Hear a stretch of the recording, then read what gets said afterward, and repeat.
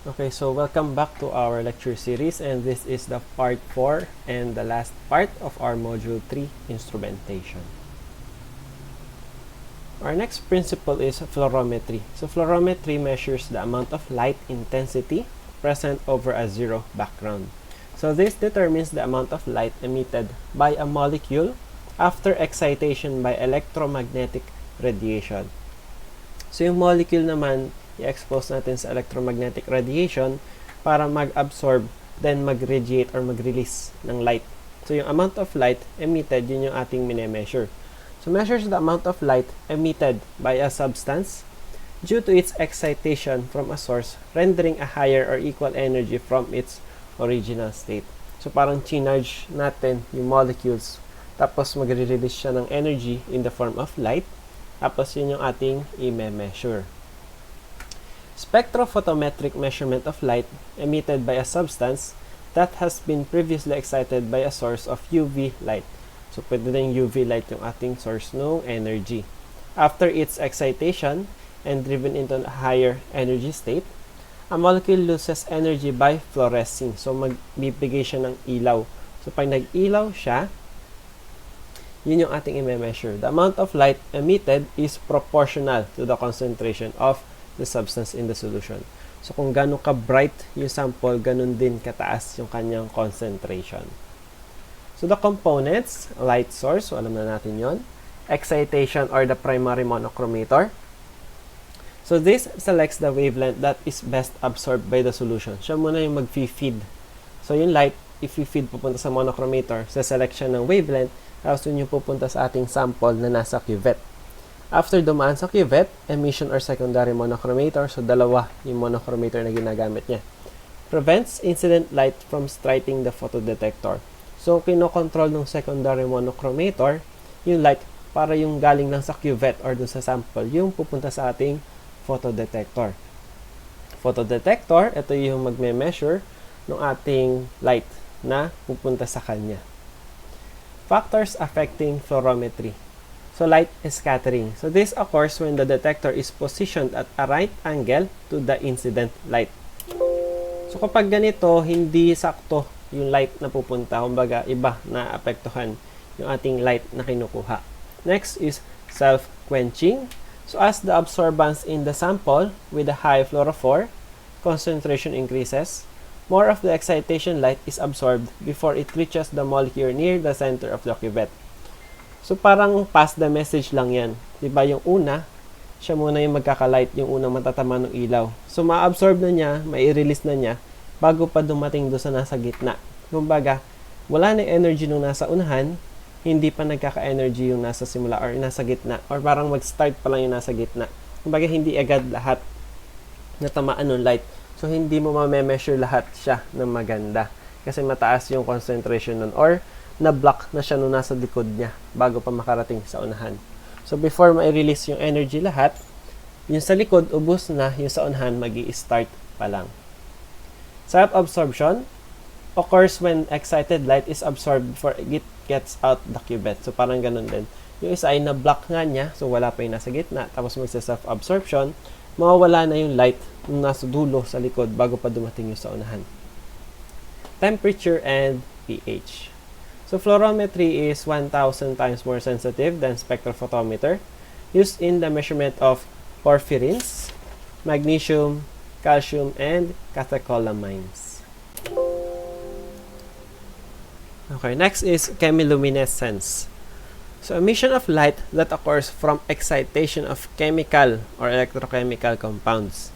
So, ang pinagkaiba niya sa fluorescence is that the emission of light is created from chemical or electrochemical radiation, hindi sa electromagnetic. Yung isa, yung fluorescence, electromagnetic.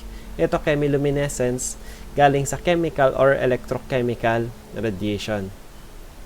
So, the chemical reaction yields an electronically excited compound that emits light as it returns to the ground state. So, ganun din, mag-release din siya ng light na na-absorb niya, or that the transfer of energy to another compound which then produces the emission. Involves oxidation of the organic compound to produce light. Again, light yung mine-measure natin, parang yung sa fluorescence. The excited product formed in the oxidation reaction produces chemiluminescence on return to unexcited state. So, ginagamit natin organic compounds, diosantane, luminol, acridinium ester. So, oxidant, para mag-introduce tayo ng oxygen doon. Hydrogen peroxide, hypochlorite, and oxygen. So, catalyst natin, catalyst yung pang-activate or pampabilis ng mga reaction.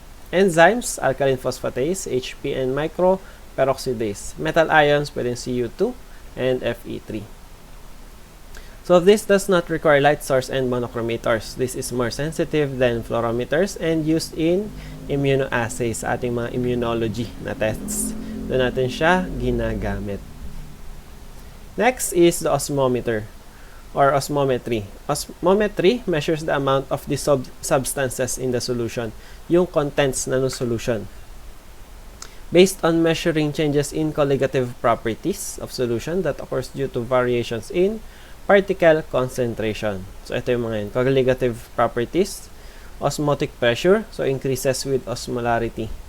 Boiling point. Increases with osmolarity. So, nababa ito. Freezing point. Decreases with osmolarity. And vapor pressure. Decreases with osmolarity. So, apat lang yan. Osmotic pressure, boiling point, freezing point, and vapor pressure. So, freezing point, depression, osmometry. Baba ito. Most commonly used method for measuring the changes in colligative properties of a solution. So, freezing point yung pinakang ginagamit natin. Ito, freezing point. So, lipat tayo sa electrochemistry techniques. Potentiometry. So, potentiometry, ang principle niya is measures the potential energy or potential between two electrodes in a solution to measure the analyte concentration.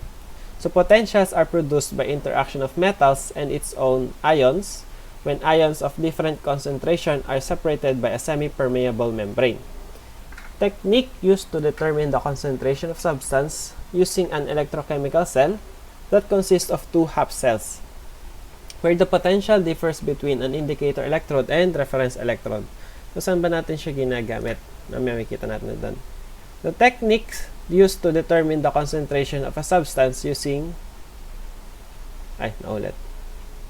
So, components that measures electrode potential. So, reference electrode. Constant voltage includes the following. Standard hydrogen electrode. So, international standard, seldom used in routine work. Saturated calomel electrode consists of mercury covered layer by a layer of mercurous chloride in contact with saturated solution of potassium chloride. Widely used as the reference electrode. This is unstable at 80 degrees Celsius. Silver chloride electrode. So, more stable in high temperature than saturated calomel electrode, and this is the most common. Indicator electrode. Kasi dalawa yung ating electrode na ginagamit. Indicator electrode. So, measuring electrode. So, ISE. Ito na yun. Ito yung mga parang example ng ating potentiometry. ISE or ion selective electrode is an electrochemical transducer capable of responding to one given ion. So, measures the activity of one ion much more than the ions present in the sample. So, pipili muna siya ng isa. Ion selective, pipili siya ng isa. Consists of a membrane separating a reference solution and a reference electrode. So, ion selectivity depends on the membrane or the barrier composition used. Kapag glass aluminum silicate, sodium, valinomycin gel, potassium, so ito usually natatanong. ISE used or the medium membrane used for potassium. So, valinomycin gel. Organic liquid membrane, ion exchangers. So, calcium and lithium. So, meron tayong different types ng ating ISE. Pwedeng direct and indirect. So, kapag direct, without sample dilution and less prone to interference. Indirect, with sample dilution, prone to inference due to lipemia. Minsan kasi hindi natin ma-hit yung tamang linearity or yung concentration. Kaya, nagdi-dilute tayo. Interferences, so protein coating, and defective ISE membrane. Next is coulometry. Electrochemical titration in which the titrant is electrochemically generated at the endpoint is detected by amperometry. Kasunod yung amperometry natin. So the number of equivalent weights of a reactant, oxidized or reduced, is directly proportional to the quantity of electricity used in the reaction. Quantity is measured in coulombs. Ito yung unit natin. Used in chloride tests. Amperometry. So parang amperes or electricity lang din ulit ito. Electrochemical technique that measures the amount of current produced through oxidation and reduction.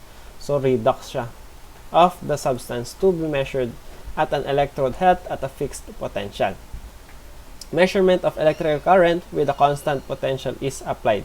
It's used in the measurement of partial oxygen, glucose, chloride, and peroxidase. Last is voltammetry. Measures solution composition based on the current potential relationship.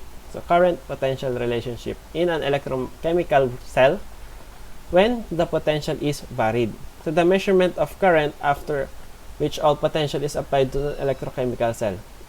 So current, i-measure natin yan. It has the capacity of multi-element measurement, allows sample of pre-concentrated, thus utilizing minimal analyte. Used for lead and iron testing. Okay, so ito lang yung ating mga principles ng instrumentation. Ito natatapos ang ating Module 3 Instrumentation. Thank you.